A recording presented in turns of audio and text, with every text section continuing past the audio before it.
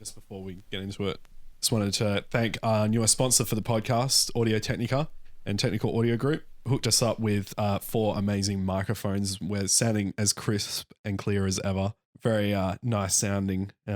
Timber to your voice, Liam. You are listening to the sultry sound of my voice.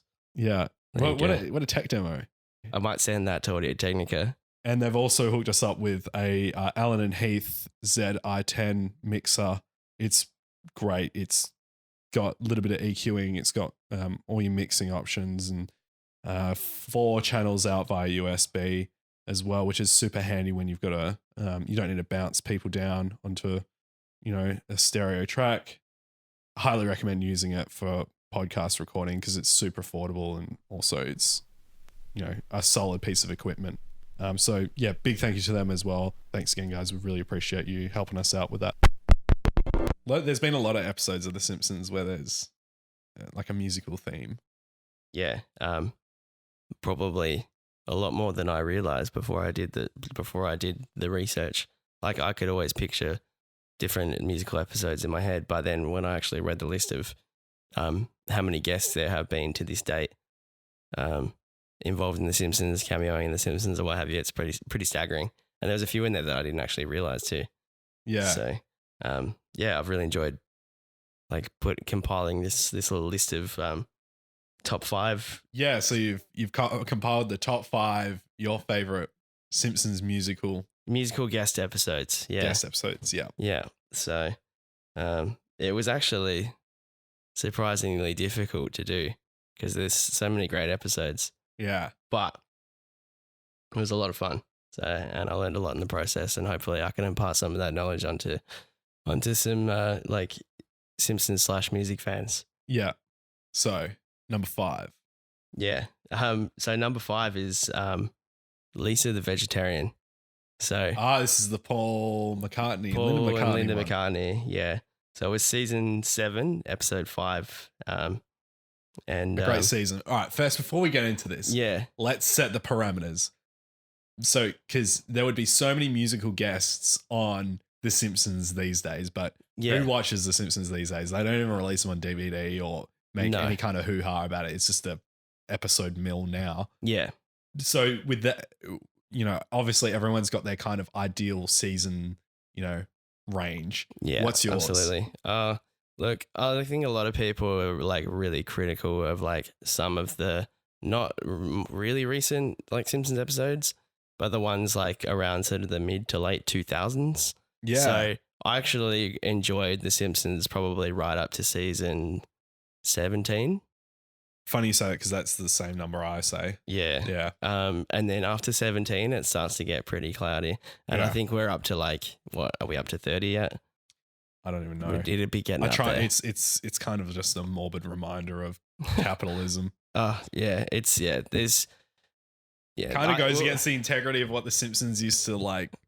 Not that The Simpsons was against anything in particular, because I just don't. Yeah, there's took something a punt at anything. Something not right about current Simpsons. It just seems to have lost its way. It's soulless. Yeah. Like, however, I have a friend who last year said to me, he's like, "Oh, have you watched any of the like this season's Simpsons?" Well, there has been a little bit of a renaissance in the Simpsons. Yeah, I've heard that it's kind of the last few seasons have actually been pretty like. Some of them have been pretty funny. They've brought it to kind of It seems like made it more newsworthy and time relevant to current events. Yeah, yeah. I suppose in a way, like South Park is. Yeah, or in a way that like it was in its heyday because it was still very topical. Like but it wasn't more. It was less in your face topical and more kind of like satirical in a sense where it's not like shoving like it's not like directly referencing something. Yeah, exactly. Just shoving things in your face just because they happen to be current. But season 17. That's like halfway through, roughly, just over halfway through the Simpsons lifespan. But most of these early episodes, like I don't think I have one past season 10. Right. So these are all like one episodes that people will be familiar with, I'm sure. Yep. Lisa the Vegetarian. It's the one that everyone knows where Lisa becomes a vegetarian. you know, they stuck with that story arc too. That's right. Yeah. One of the things I was going to mention was like one of the things that Paul McCartney stated was like a you know, what's the word I'm looking for? Terms and conditions. Yeah, like a term. I don't know why I forgot that word. Like one of the terms for him being on the episode was that he wanted Lisa to continue her vegetarianism after that episode because he didn't want her to just like go through that journey and then just flake out and go back to eating meat again. Yeah. So it's actually one of the few like character arcs that has like changes that has become permanent. Like it's carried on from season 7 right up to today. Because what else have you got? You got Maud dying. That was like a major one. Yeah. And they're really hard to think of. Well, the episode that jumped the shark for a lot of people where you find out Skinner is an imposter and he's not actually Skinner and the real Skinner, the Martin Sheen Skinner. That's true. But in actual fact, they kind of just like buried the hatchet at the end of the episode anyway. That's it. But a lot of people, that's cited by a lot of people as the episode that the Simpsons jumped the shark. They killed the Simpsons. Yeah, I've read that too. Yeah. I mean, I thought that was a really funny episode. I know it was bothered. Although, like, I saw that when I was probably like 11 or 12 or something. So, like, I don't really care. Like, it was just another funny Simpsons episode. Exactly, yeah. I wasn't sitting there like... I've even read that people, like, so you remember the episode where Homer fights Drederick Tatum, like Mike Tyson? Yeah. So there's people saying that that's when the Simpsons started sucking because that's outlandish and like normally Homer wouldn't do outlandish things. They'd be within the realms of like possibility. And I just thought, nah, that's silly. Like that was a fantastic episode. And so many episodes like of The Simpsons were great because they were outlandish, you know? So I don't know. I disagree there, but yeah. Like Homer going to space. Yeah, like, come on, that was a great episode. But, you know, anyway. Careful, they're ruffled. Yeah, and like James Taylor was in that episode. That's there's your musical guest for that one. Yeah. But yeah, like this particular episode I thought was great. And it was, ironically, Paul was actually the last Beatle, other than Lennon, obviously, because Lennon was gone before The Simpsons started airing. But he was the last Beatle to actually appear on The Simpsons. So George Harrison and Ringo Starr both appeared before him in earlier seasons. So, is the George Harrison one going to be on your list? No, this is the only one I've included, man. Okay, so I can talk about the George Harrison one without ruining the next one? I had to pick one out. I love the George Harrison moment when he rolls down the window at the B sharps and he just puts his hand. It's like, it's already been done. Yeah, it's been done. Yeah, whatever. Like, yeah, that's become like a meme as well. Yeah. Where like if something's been done, people will just like post that picture of like George Harrison hanging out the limo. Yeah. Like it's been done. Yeah. And Homer like eating all those brownies and stuff off the hors d'oeuvres table. Yeah. And George Harrison's just like, what a nice young man. Clearly he's like a fat delinquent. But yeah, that's a great one too. But yeah, couldn't squeeze it into this top 5. But yeah, one of the good moments I thought on this particular episode is when Lisa meets Linda and Paul McCartney on the roof of the Quickie Mart, and they've got their garden up there and everything. And Paul admits to Lisa that if you play his song "Maybe I'm Amazed" backwards, it's a recipe for a ripping lentil soup. Yeah, which is like you know, like a piss take of you know, those metal albums where you're playing backwards and there's satanic messages. You know, this is like lentil soup. So that was pretty funny.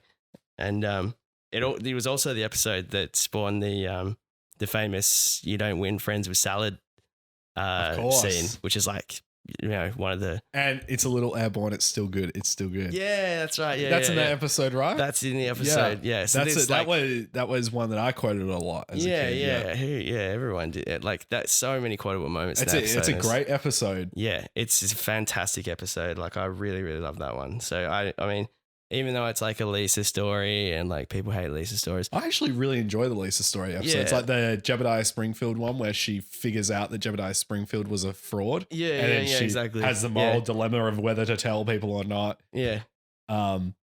That's another great episode. That is I a really great like episode, that one. yeah, where she ends up getting banned from the museum. Yeah. She's like, you and your children and your children's children. And then he's like, well, 3 months. Like, because no one ever goes in there. So he's like, oh, all right, you can come back. But yeah, fantastic episode. So that's my number 5 as well. Like there's episodes that are like more than that one. So number 4, season 9, episode 22, Trash of the Titans. So this is another one with just so many classic moments in it. It was the 200th episode. Mm-hmm. And it's the one where it starts out where they're in like this corporate room or whatever, like in a meeting, and they're trying to figure out, it's like Costingtons or whatever. It's, that like the Simpsons version of like Costco. Yeah. And they're trying to figure out like a holiday that they can create where they can sell cheesy shit. And it's like a piss take of Valentine's Day, and they create Love Day. Yeah. So anyway, long story short. My memory's still not kicked in for this episode. It will come, at some point. Yeah. So Love Day becomes a thing, and we're in the Simpsons household, and they're all buying each other Love Day gifts, like like Sir, like this talking bear called Sir Loves a Lot. Yeah. And like it's coming back. Kisses Make Me Boogie O'Lantern. And it's basically just a jack-o'-lantern with like lip stuck on it that plays Love Will Keep Us Together, and Homer's like boogieing down to it. And like, needless to say, all this shit just ends up in the bin. Yeah. So the trash is overflowing, and Homer goes to take out the garbage in the morning, and he misses the truck. So he starts yelling at the garbage man, and like they kick his ass and then just like cut off his garbage. Yeah. So he ends up having to go to the sanitation commission office and has a disagreement with him as well. And his name in the show, his character's name is Commissioner. What was his name? I've got this written down here. Well, at any rate, he's voiced by Steve Martin. So Steve Martin, technically, I would consider as a musical guest because he plays the banjo really well, and he actually plays in a band. Fair. Okay. Yeah. I'll take that. But that's why I know who Steve Martin is. That's not what the confusion was. The confusion was like musician. Yeah. No. Okay. Yep. I mean, that's a technicality. No, that's fair. Yep. But U2 are also in this one. So you remember the episode with U2? Yeah, I do. Yeah. Homer ends up going to run for sanitation commissioner against Steve Martin's character, and he's like trying to do like his political campaigning. So he decides it's a good idea to like sneak into this U2 concert and just like storm the stage and push his agenda. That's right. Yeah. The way he sneaks in is he just puts on like a pork pie hat and like a patched vest, and he's got this sack of potatoes over his shoulder, and he just knocks on the door because like U2 are Irish, and he's like, "Yeah, I'm the potato man," and they're like, "Where the bloody hell have you been?" And they just let him straight in, and he crashes the U2 concert. So I thought that was a fantastic episode. That was one that was like a real favorite of mine when I was a kid. Yeah, but that's one for some reason, there's a couple of little blips on my radar of Simpsons episodes, and that is one of them. Yeah. I remember key moments, but it's not one that for some reason I saw a lot of. Yeah, I think I had it on VHS, so that's why it's like stuck in my mind. Yeah. But apparently U2 were actually the ones that reached out to the Simpsons producers to go on that episode, or to go on a episode, and they happened to be writing that one at the time. So the writers quickly wrote them into the episode so that like before they changed their minds, Yeah. So they could get them on. So do you reckon because the Simpsons will take the piss out of South Park's the one these days that you worry about, like taking the piss out of you. Yeah. But back then it would have been the Simpsons. Yeah, I think the way the Simpsons went about it though was that they were more collaborating with the guests. They definitely did. They would They definitely took the piss out of people, but they wouldn't take the piss out of people who were voices on the show. Exactly right. Yeah. And you know who said that? Tony Hawk. I remember 60 Minutes did a segment on Tony Hawk, and they were like, "Oh, you were on the 300th episode of the Simpsons." Yeah, that's right. Yeah. And he was like, "Yeah," and they were like, "What's it like being on Simpsons, like playing yourself on the Simpsons?" And he's like, "Oh, honestly, like you just got to be relieved that it's you doing the voice, because Yeah. if it's not you doing the voice, then they're generally taking the piss out of you pretty badly. Exactly. Yeah. So that was on the other night actually, and Blink 182 were on that episode as well. yeah, because Bart like starts hanging out with them and lives in the abandoned warehouse, Yeah, or recommissioned warehouse. That's right. Yeah, he divorces his parents and he's like living in a loft, and then it just so happens that the floor above him is like occupied by like Blink 182 and Tony Hawk, and yeah, that was a classic one as well. 300 though, a whole 100 episodes between the one I'm talking about and that one. What I was going to before with where was I going with that? Oh my god, I've just hit a wall. I'll edit this bit out, but can't remember. No, I was gonna make a point. Oh right.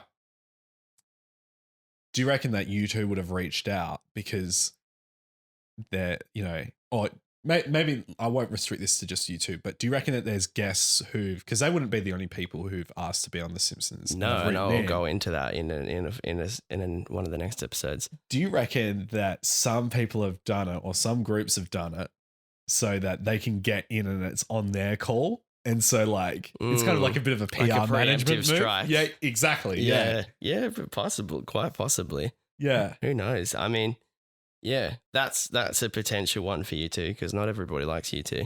Yeah. I mean, I'm sure someone like Barry White, probably would have been approached. Yeah. But, I'm sure there are plenty of other guests that were, I don't know, who knows? The ones that I've read about, like, as far as I've read, just approach the writers because they're just fans of the show. But I think think there could be something in what you're saying as well. I reckon there might have been like, one instance of that kind of happening, Bette Midler, for instance, like, she'd be easy to make fun of. Yeah. But then again, she doesn't strike me as the sort of person who would really give two shits if the Simpsons are making fun of her. But that was number 2. Yeah. And number 3, and you'll definitely know this one, season 3, episode 13. Radio Bart is the name of the episode. And it's the one where he drops his radio down the well. Yeah. And ends up, pulling a prank and convincing the town that he's a Timmy O'Toole stuck in the well. Yeah. And then when he eventually goes down there to retrieve his voice recorder, falls in the well, and the situation becomes real. The ultimate boy who cried wolf situation. Exactly, yeah. Yeah, exactly right. I'm pretty sure the song that plays as well when he's descending the well to get his voice recorder is that Axel F song. Popcorn? I don't know what the song's called, but it was on the Beverly Hills Cop soundtrack. The one that got remixed into Crazy Frog? Yeah. It's called Popcorn. Yeah, Popcorn. Yeah, that's the one then, yeah. But the musical guest on that one was Sting, which most people would probably remember. That's right. I was remembering the guitarist playing by the well, but I was like, who was it again? Yeah. And it was Sting, yeah. Exactly. Of course. The reason they wanted, well, in actual fact, they didn't want Sting to begin with. They wanted Bruce Springsteen, because they'd written in a joke, which was a parody of We Are the World, where celebrities come and do the sing the charity song. They did that in another episode though, eventually, didn't they? They may well have done. Not with Bruce Springsteen though, but I know they've probably done numerous end-ups of like celebrity charity songs. Yeah. But yeah, Springsteen was on We Are the World, and he declined, so they ended up getting Sting. And apparently, like the producers and the writers said it was like the best decision that they'd made getting Sting on as well, because he was just hilarious to work with. Yeah. He really like threw himself into the role apparently, and was just a pleasure to be around. So that's cool. But yeah, I mean, also the fact that I suppose he was also sort of well known for throwing himself into a lot of different causes at the time as well. Yeah. So he was a perfect, spearhead to like send up the whole celebrity charity song thing. So yeah. But there's a few other like musical references in that episode as well. There's like a piss take of Milli Vanilli. So I think it's when Homer's watching the TV and he's like flipping through some channels and Soul Train comes on, and then there's another bit where Milli Vanilli's piss take. The band's called Funky See, Funky Do, and they're performing a song called I Do Believe We're Naked, which I thought was just like pretty damn funny. I forgot about. I don't remember that detail at all, but yeah, that's funny. It's just like, really typical Simpsons humor. But yeah, the whole story of Milli Vanilli is like just an absolute train wreck. I'm sure you've read about it, yeah. Oh yeah, and you've seen the footage where the tape pauses and everything goes awry. Well, the moment it happened. Yeah. No, I've not actually seen the moment. It's it's on YouTube somewhere. I saw one of Katy Perry recently, like on Reddit, and she was like, it wasn't like she was like doing an intense dance at the time as well, and it was just kind of like, sacrificing a moment of vocals for choreography's sake. Yeah. She was singing and she was like sitting down, and it was like a vocals emphasized part. Yeah. And she like goes to like wipe hair from her face or something like that, but the vocals still keep going, and she's got the mic away, and she rushes back to it, and then she's like, and then she panics, and you can see she just like, she's like, the jig is up kind of thing. Terrible. And she just like, mime sulks kind of thing, like, like I'm so embarrassed kind of thing. And then she's like, and then the video ends, but that sounds like a real cringe fest. I hate seeing that sort of stuff. Yeah. The Ashley Simpson one was like even worse as well, because not only did she, you've seen that one, right? I probably have. I don't recall it though. It's like quite a famous moment where she was on Saturday Night Live. She was supposed to be performing, and something happened. Yeah. Something happened, and the mime went wrong, and obviously no one was supposed to know she was miming. So her something in her brain just clicked, and she decided that she'd do some weird like country music jig, and then just like ran off the stage and left the band out there. So the band are just like looking at each other like, do we keep miming? Do we just like stand here, or what the hell's going on? And she's just run off stage after doing a country jig. Yeah, it's really hard to watch. Top tier cringe for sure. But yeah, poor old Milli Vanilli. Yeah. And the next episode? Yeah, the next one. Yeah, this is number 2, and this could have easily been number 1, because this is an infamous episode. Season 3, episode 1, Stark Raving Dad. So this is the Michael Jackson episode. Oh yes, and everyone's seen it. The cancelled one. Yeah, it's been stricken from the record now for reasons that I'm sure everybody's aware of. But there's just so much interesting backstory to this episode, and so much like misinformation about it. So many conflicting stories about it that I wanted to do this one. Set the record straight. I wanted to set the record straight, because this is, there's probably conflicting accounts to even what I read, but I at least did research, and I did try to give everybody. The big one is the reason why he didn't sing on it, right? Yeah, well, that's it. Because when I mentioned it to you earlier off mic, you had a totally different story to the version that I'd read. So yeah. The version I heard, for the people out there who will empathize with me in this situation, is that for legal contract reasons, he could not sing on for another company or whatever. It was restricted. So he got an impersonator in to sing the parts where he was singing. Yeah. And he just kind of, gave it his thumbs up. So your theory makes more sense than my theory, because it's another little piece of information that I had, which was sort of like not directly related to the episode, but Michael Jackson and Simpsons related, is that Jackson he actually wrote the song "Do the Bartman" because he wanted Bart Simpson to, because he loved Bart Simpson, he was his favorite character. He wanted Bart to have a number 1 hit. So he wrote "Do the Bartman," and it was like obviously like a global phenomenon, like that. It was right during the peak of Simpsons mania. Yeah. And he couldn't be credited for contractual reasons. So he wrote the song, but he never received any royalties from it, and was never credited. But he also wrote the song "Happy Birthday, Lisa" as well. Oh, which is featured in the wrote episode. it, yeah. Yeah, he wrote that song. One of the terms that he had for being on this episode is that there's a scene written in where Leon Kompowski, I think is the character's name, writes a song with Bart, and that's the song that was written by him for that moment in the episode. Yeah. But one of his other terms was that he didn't want to be credited on the episode either. So Was that a legal thing or just kind of like... it doesn't specify. I don't know, to be honest with you. I don't think it was a legal thing. He used a pseudonym. So if you look at the credits, he was credited as John J. Smith. But oddly enough as well, he wasn't the first person to do that. There's, the episode where Lisa falls in love with her substitute teacher. Oh, Mr. Bergstrom. Mr. Bergstrom. That's So- right. He leaves on the train and she... That's right. Yeah. Lives of the note. Yeah, all that stuff. That was actually Dustin Hoffman. But Oh, yeah. I remember finding out about that recently, actually. Yeah. but he also decided to be credited with a pseudonym. But after this Michael Jackson one, because obviously Michael Jackson was such a like a beyond A-list celebrity, like a megastar. Yeah.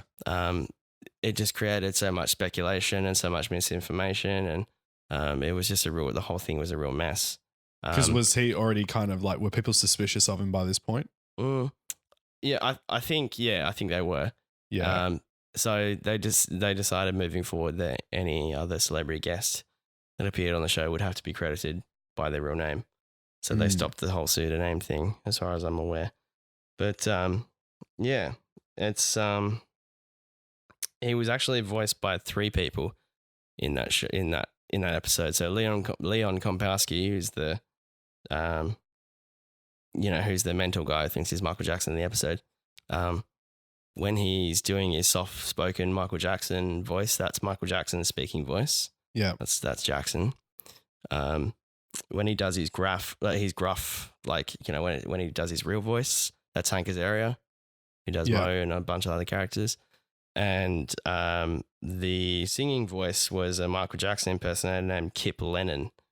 And what I read, and I'm starting to think now that your version is probably the truth. Oh, okay. I thought yours trumped it for some reason, but I don't know. I don't know which one's true. The comments section figure this one out. Yeah, yours makes more sense to me. But I read that Michael Jackson wanted to trick like his friends and his brothers into thinking that it was his singing voice. So one of the terms was that his voice would be impersonated when he was singing. And I don't know, maybe he just got some amusement out of That sounds like something Michael Jackson would do. Pranking his friends and his brothers or whatever. But epic. I'm sure the troll. contractual, yeah. I'm sure. A sick one, Michael. Okay. Yeah, exactly. But I'm sure, I'm sure there were contractual reasons involved as well. That's probably the bottom of it, really.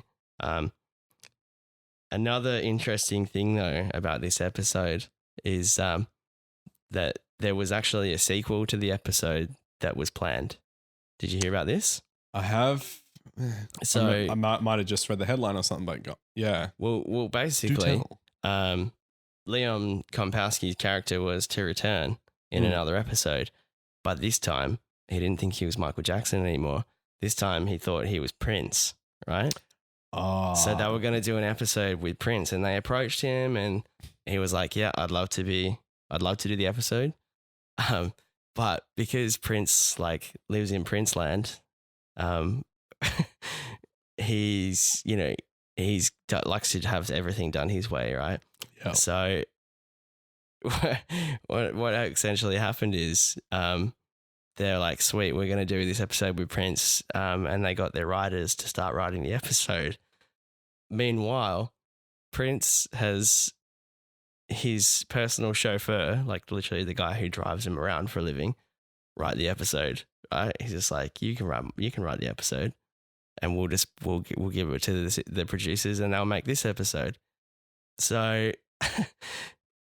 okay, yeah. So Prince's chauffeur and Prince present the episode, to the Simpsons producers and they're like, oh, well, you know, we have writers for this. So they're kind of doing it. And Prince is like, well, if you're not going to make it this episode that my chauffeur wrote, and I'm not going to do it.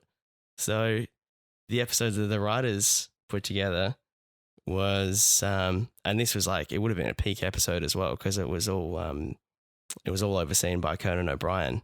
Oh, his episodes are the best episodes. Yeah, exactly. So it would have been great. It never saw the light of day, and it's one of the few episodes that they put together that just like was a dead script after that.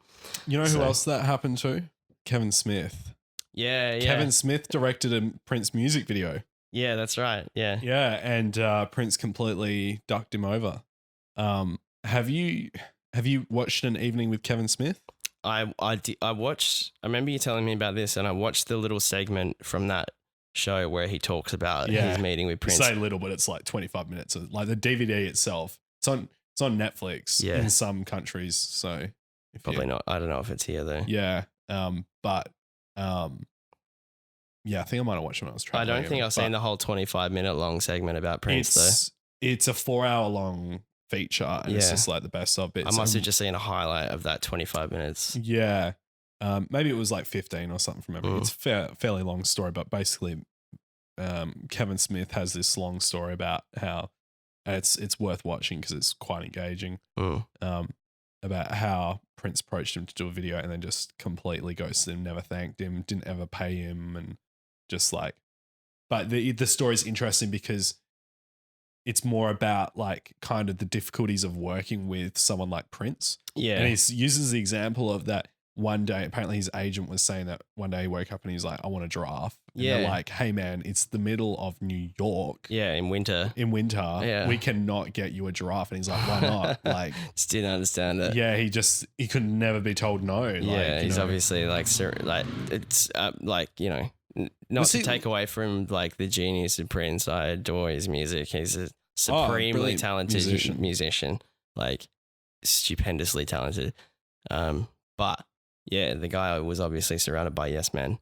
Yes. And that was probably it's probably a part of like, you know, his downfall, I guess. I don't know his story. Was he quite rich young or like? I honestly, I don't know, man. Like all I know is. Because I feel like before you could get that fame, you would have had to have learned like he was just prodigiously talented. Like from by all accounts, we could just pick up an instrument and like he'd have it figured out within a day, kind of thing. Yeah. No matter what it was. And apparently, he'd have microphones wired into like his bathroom as well, and so that if he had an idea, he could like hum it or sing it, tap it, whatever. Yeah, and exactly. He wouldn't lose it. He would never lose a moment of inspiration. Yeah, incredible.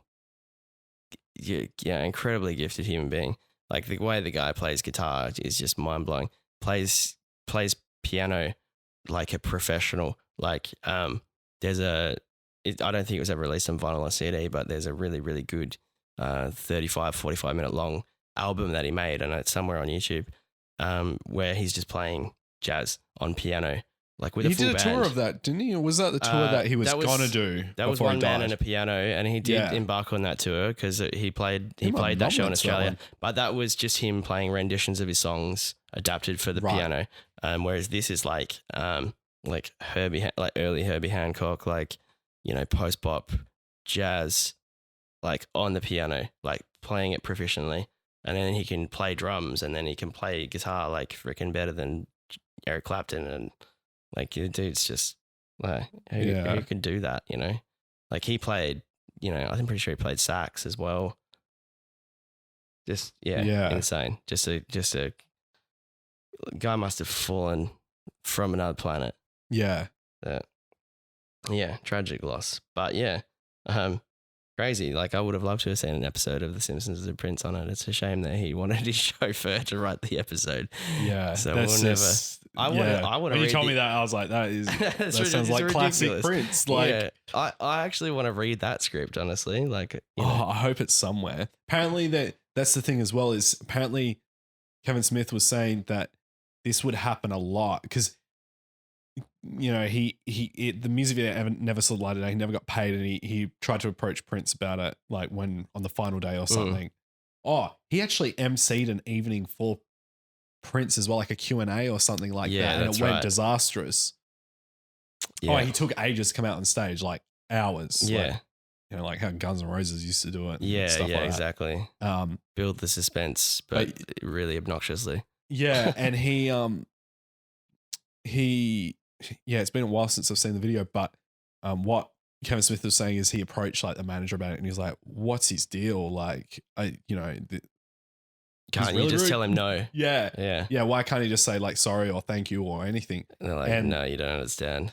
Well, he was talking about the music video specifically, and they said, Yeah. well, actually, there's an archive with like probably hundreds of music videos that will never see the light of day that he just makes because he's got the money to do like high budget stuff. Yeah. And it just never got released. So the Prince archive will be a thing in the future, no doubt. I hope so. Yeah, because it just sounds like I'm sure he did that a lot with music as well. Recorded a lot of albums. Yeah. The Black Album is no doubt. Yeah, the Black Album is a really good example. He recorded that's one of the. I think it's the highest or most expensive item that ever sold on Discogs. So it's essentially an album that he recorded and released, a big budget album, full of hits, no doubt. That he had pressed and. They were ready. They were going to hit the shelves, millions of them. And then he decided, I think he had a dream or he had some sort of epiphany where that changed his mind about the album, and he thought that it was evil and it was going to do harm. Yeah, because he's very Christian. It was blasphemous. Yeah. And he decided, no, I'm pulling it. But there's still a few copies floating around. And if you've got one, an actual original copy, I think it was $25,000 for this LP. Wow. Something crazy. Obviously, it's been digitized. It must have been digitized. I'm sure you can get boots of it, but to get an original vinyl copy of it is I'd be very interested to hear expensive. That. Yeah. There's promos, and I'm pretty sure there's some test pressings floating around. Yeah. All black cover, so, not easy to identify. Very. I'm surprised he got to the point of almost releasing it before he decided it was blasphemous. Yeah, but once again, that's full just black cover. I don't know what lyrical themes are, but one of those Princeisms, if he wants something to be done, it gets done. I mean, he changed his name to a symbol. Oh, I actually saw this today. Someone, I think it was Ningaloo Records posted this. So the floppy disk? The floppy disk. Yeah. Where he changed his name to a symbol because he wanted to make it difficult for journalists to write about him or something like that, and just being a little prankster and, making an arty move irregardless of the consequences. Yeah. And he's just being very art punky disruptive from the vibe. Being an edgelord. Yeah. And so he was no longer called Prince, and it was something to do with an argument with the label as well. And he still wanted to release music. It's a bit of a middle finger to various people. Yeah, I think it was Warner. I think I read. Yeah. And so he was the artist previously known as Prince. That's right. That's how they would refer to him in the media. And so what he did is, because he wanted to go by the symbol, he actually just this is the days of would have been Windows 95 and I can't remember what Mac OS it was back then. Yeah. But or Apple Computer. I think that was the name of them. But he created his own font and distributed it to different journos and stuff on a floppy disk. Yeah, so the floppy disk just contains symbol. the font file. What a fucking awesome move that is. They're what a power. I did read that, move. and I was like, I like that. That's cool. Yeah, that's such a power move. Yeah. But I mean, you want to talk about me? Yeah, you got to use my font. Yeah, use my font. Yeah, that's great. Anyway, number one. Yeah. Drum roll. This is going to be one that everybody knows, I'm sure. I've said this before, but Homopalooza.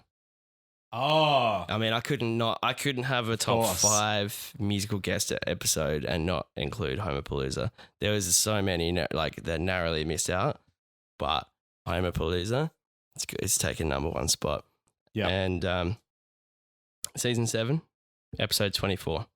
So you've got Peter Frampton, Cypress Hill. Yep. Smashing Pumpkins. Yep. Sonic Youth. That's right. And then I'm pretty sure 9 Inch Nails get a mention as well when he goes to the record store, but they're not actually in the episode. That's right. There's a few like band posters in the background as well, and the record store employees like just like staring at his magazine. Yeah, he's board. like just like, who is this dweeb? Like, how like get the hell out of the store. But yeah, you know what my favorite quote in that is Billy Corgan, when he's like, Billy Corgan smashing pumpkins, Homer Simpson smiling politely. Yeah. Actually, I've got a fact that I had like so buried a little further down in my notes about that particular moment. Yeah. So originally, Courtney Love and Hole were gonna appear in the episode. Interesting. In place of one of the bands, possibly Smashing Pumpkins, actually. Because what year was this one? This was season This would have 7, been did you say? 1995, maybe. Yeah, so it was around that point. Yeah, the peak of all those bands. And yeah, exactly. Like right at the height of it all. And yeah, the Courtney Love and Hole didn't actually make it onto the episode because Sonic Youth actually stood up and said, well, if Courtney Love is coming anywhere near this episode, we're not going to be on it. Because they obviously don't like Courtney Love, for one reason or another. But that joke was originally written for an exchange between Homer and Courtney Love, and the line was so much funnier. The line was totally different, and it was just it was just a pun about like, you know, Courtney Love's name. Like, I read the joke, and it was like pretty lame. So I'm really glad that she didn't end up on the episode because the whole. Billy What Corgan, does Homer say to Courtney in the? Did it say? I can't remember, and if I try to recall it, like I won't do it justice. It's out there though. If you just the idea of Homer saying, like Courtney Love introducing herself, and Homer Simpson smiling politely. It's him misunderstanding her name in some way. Yeah, but it also kind of is like, I feel like it's a bit of a jab at her. By saying smiling politely. Yeah. But it's still, the Smashing Pumpkins one's still funny because it sounds like, exactly. An action kind of thing. I think the line was different though. I think the whole joke, the Courtney Love joke was different, but the premise of it with him misunderstanding the name was the same. Yeah. But I think the joke between Billy Corgan and Homer was Kid much Rock funnier. in that episode as well? No, that's the Florida different one episode. Yeah. But there's a few little interesting facts about this episode. No doubt, not a lot of people know we're actually in that episode as well. Oh, really? So, all right, get this. Gwen Stefani's brother, Eric Stefani, was a former member of No Doubt. Yeah. Then he became one of the animators for The Simpsons. Unreal. So there's a scene where you can see in the background, standing behind Homer, No Doubt is standing there. And that's because Eric Stefani just drew them in because he could. There you go. Even though they don't get mentioned and they don't have any part in the episode, they're just standing there in the background. Yeah. So, actually, you want to know a quick fact that sprung to mind that I was going to mention earlier.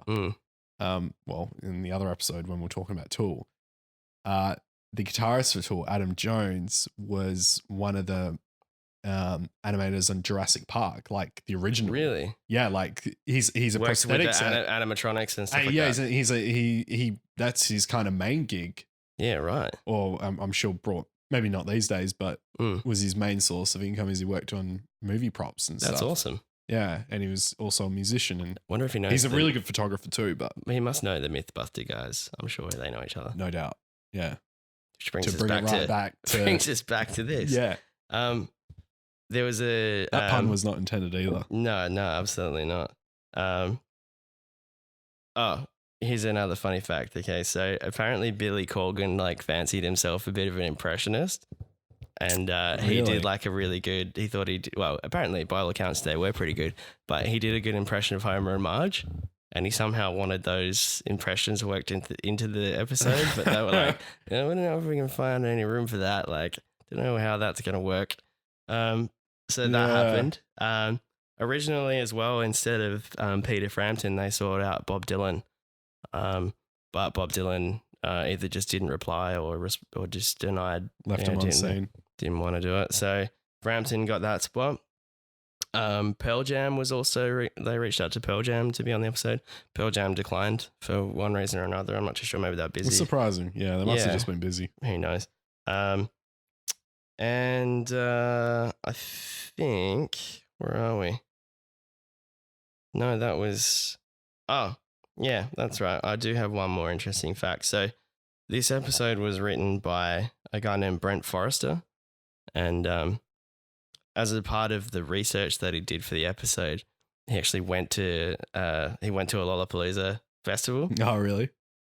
and he's obviously like, like you've seen what the Simpsons writers look like in the 90s. They're all like pretty dweeby looking. The cave dwellers, Yeah, they sit in exactly. their writing dens and Yeah, like, exactly. They don't like the outdoorsiest like type of looking dudes. So apparently, he had like just an awful time there. But a lot of his experiences got written into like some of the jokes yeah. in the episode. So like he recalls one point where like this kid walks up to him and calls him a narc, and like that bit gets used in the episode. Like Homer gets called a narc, and Oh, right. So that actually happened to one of the writers. yeah, it happened to. That's funny. Yeah, he got called a narc, so they wrote that bit in as a joke. And I think there's also a bit in that episode where people's cameras are getting seized and thrown in the bin, and that actually happened as well at Lollapalooza. And the satire about all the corporate advertisements everywhere, like, yeah. like that was all like from his experience at Lollapalooza as well. He was kind of taken aback by how much corporate sponsorship was involved in something that was supposed to be like a fringy kind of alternative event. Yeah. So there was they took a jab at that as well. Did you see that thing recently? How KFC booked a spot at some massive like Tomorrowland or whatever big festival in, I think it was Europe, and it was like one of those big, where they had like a massive screen and like the visuals because everyone's off the tit on drugs. And they're staring at these massive displays, and it's a lot of CG art and all that. It was that, but KFC had bought the segment, so the DJ, producer or whatever was like the Colonel. Yeah, and it was like a animated one, and they're like trying to hype the crowd up, and there's just like animations of like KFC chicken flying through the screens and all that, and they're like trying to hype people up, and no one is buying it because it's just no amount so of drugs transparent. would convert anyone to like being into that. No, absolutely not. That's got to be one of the great PR fails, I'm sure. Like they'll look back on that as an example of what not to do in future. Yeah, there's some really good. They were trying to like do like a dead mouse thing with it, basically. Yeah, but what else? How did that get past the board? Honestly, yeah. But it's one of those ones where you see that article and then the top comment is someone's put that "How do you do, fellow kids?" meme of Steve Buscemi. Oh man, like so you're obviously a Reddit user, so like r/cringe. If you just go like top of all time, the majority of them are like just stupendous like PR fails. Yeah, like there's a really good one that you might have remembered. It was fairly recent in the scheme of things. 2014, this happened, and it was Qualcomm. So the American telecommunications company. Yeah, yep. And they're doing like a big, like a shareholders conference. They're trying to hype up all of their plans for their future, and they get these 3 stage actors out, and one's supposed to be representative of like your self-obsessed like Instagram like teen. Oh yeah, I remember this. Yeah, because I think think I did the same thing. Looked at the top post of all time and I cringe. Yeah. It's just like the whole thing is a train wreck. It's like 20 minutes long as well. Yeah. And I couldn't take my eyes off of it. Like amazing laser show, like laser light show was fantastic. And like, these actors were like, they did a pretty decent job given what they were obviously had to work with. Yeah. But my God, they're just gone so high there. It's just a crash and burn scenario if I've ever seen one. Like, so it's the chick, and then there's the gamer guy.